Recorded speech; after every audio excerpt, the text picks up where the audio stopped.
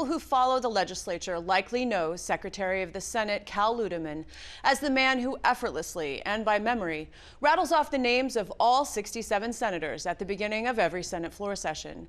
In fact, Secretary Ludeman has devoted his career to public service as a lawmaker and as a commissioner and as the Secretary of the Senate. He joins me now to reflect on his career of service to this state. Thank you for joining me. Thanks for having me, Shannon. Appreciate it. You recently posed a fascinating question to the new class of incoming senators that went something like this.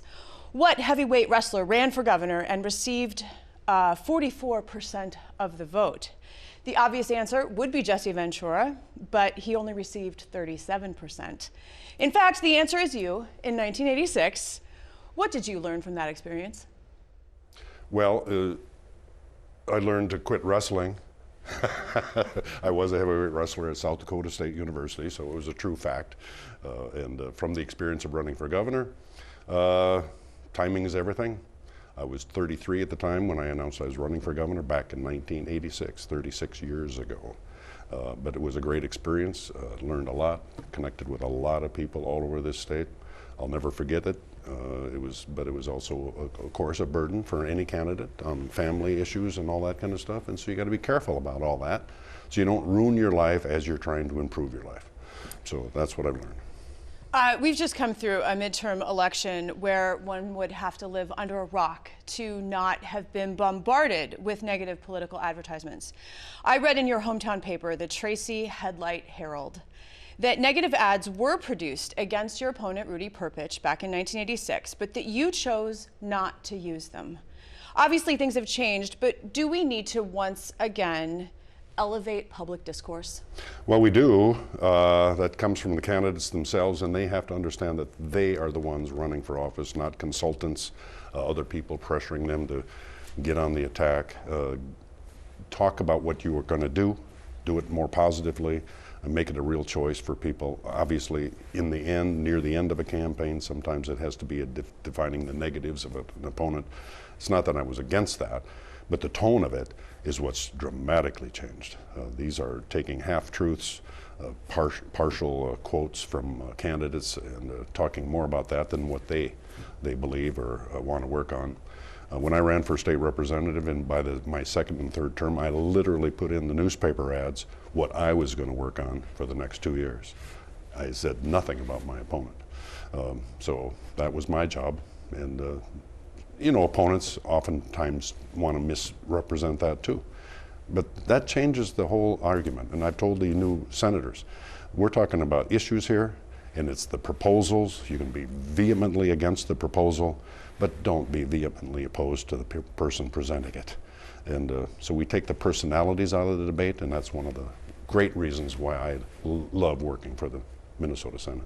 And we do hear that frequently in Senate floor sessions, to separate personalities from the issue at hand. Exactly. And that starts at the campaign level.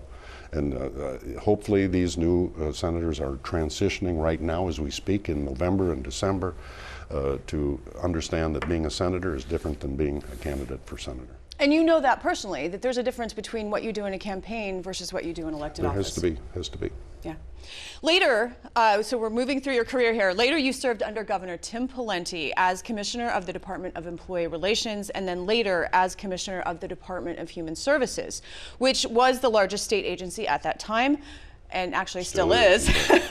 People who have worked with you and for you have really appreciated your leadership style, myself included.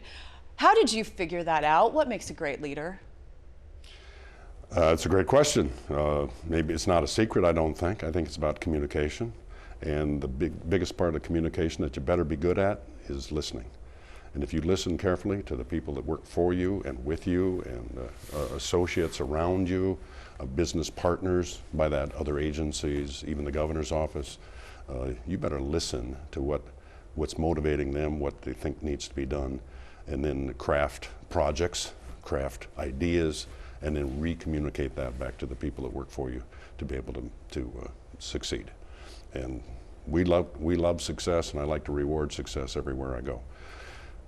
I know team building is a big part of it, but teams don't work if there isn't trust within them, and that trust can only be established by that kind of communication and a belief that that the commissioner or the secretary actually listens to what you're saying. So that's the secret that I bring, I hope, to a management style that works. Trust and communication. During your tenure as Secretary of the Senate, you've managed 3 major crises, 2 of which were constitutional. The first, when Governor Dayton line item vetoed funding for the legislature in 2017. The second in 2018 over the dual roles that Michelle Fischbach held as Senate President and as Lieutenant Governor. The third was, of course, the COVID-19 pandemic. Could you write a book on crisis management? Well, I could, and I might be working on that. We'll see. We'll talk about that in a few minutes. But yeah, you know, the veto was a big deal. It didn't go away during that actually regular session. So we lived the summer. I had to provide affidavits to the Supreme Court. It was a major fight. It didn't need to happen, but it did. And so you have to live with that crisis. And that's a major crisis. All the funding for all the legislature didn't happen. So we had to find a way to live and limp along and keep the Senate open for business, and we accomplished that. The COVID thing, obviously unexpected, much bigger, more dramatic than anything else. We had to craft ideas and put telework agreements in with every employee of the Minnesota Senate, and then craft an idea for people to be able to vote remotely in the chamber itself and in committees as well. Had to be careful about that so that we maintain the integrity of the voting process in the Senate. So I think we got some national recognition for the way that we did that, and we did it efficiently enough that we didn't damage the efficiency of the Senate. We could still get our work done, but make sure that the sanctity of that vote of each senator was their vote, not a proxy vote or anything like that. That was a major crisis, and I think let's knock on wood here. Knock on wood, yes. That this crisis is at least at the tail end of it, and so we get back to full business in person in the Minnesota Senate.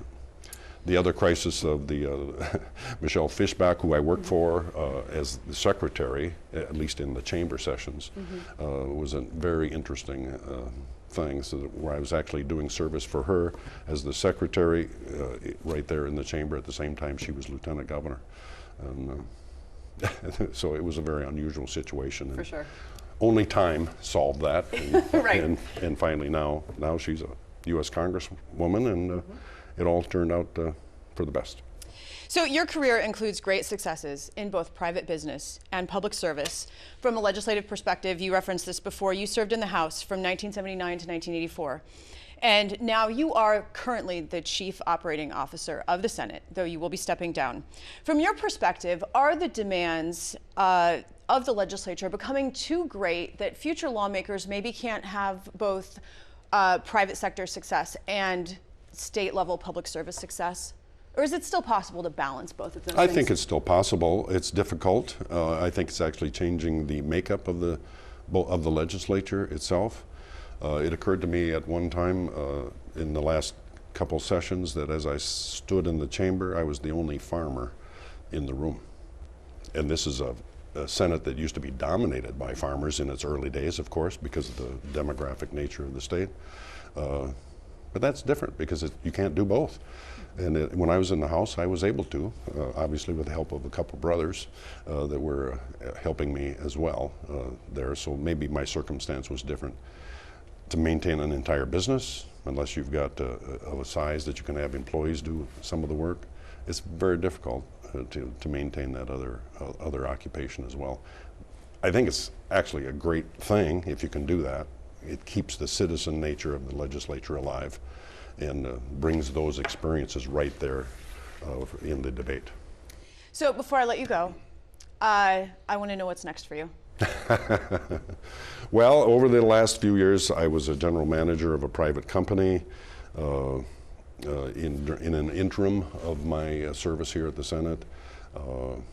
I'm interested in other opportunities, but mostly I've built a beautiful office in a separate building from my home, and it looks good, and it needs a lot of writing and reading done. I have a separate library, and so I intend to go back to writing, which was a passion of mine. I've got outlines of 3 books already well done, and I'll dust them off and see if we can accomplish something that can be produced. Well, Secretary of the Senate Cal Ludeman, it's been a pleasure. Thank you so much. You bet. Thank you, Shannon. Thanks for having me.